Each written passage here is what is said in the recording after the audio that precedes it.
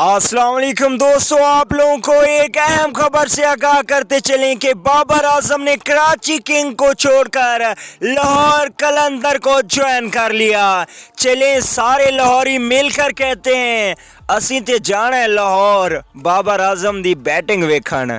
चलिए दोस्तों, आप लोगों को बताते चलें कि लाहौर कलंदर के लिए बहुत बड़ी खुशखबरी। लाहौर कलंदर ने एक बहुत बड़ी हाथ मार लिया है और कामयाबी हासिल कर ली है।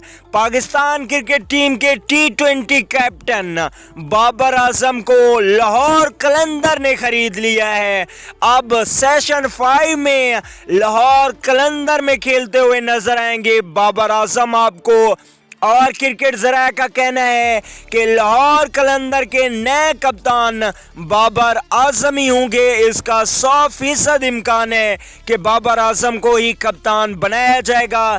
कराची किंग के लिए अफसोसनाक खबर है कि उन्होंने बाबर आजम जैसे खिलाड़ी को संभाल नहीं पाए और वो कराची किंग को छोड़कर लाहौर कलंदर में चले गए। मैं समझता हूं कि लाहौर कलंदर के लिए बहुत बड़ी खुशी की खबर है, लेकिन कराची किंग वालों के लिए ये अफसोसनाक खबर है क्योंकि उनके बेहतरीन बल्लेबाज उनको छोड़कर इस वक्त लाहौर कलंदर में शामिल हो चुके हैं। तो दोस्तों, आप लोगों ने कमेंट्स करके ज़रूर बताना है कि बाबर आजम को ये फैसला लेना चाहिए था या नहीं लेना चाहिए था।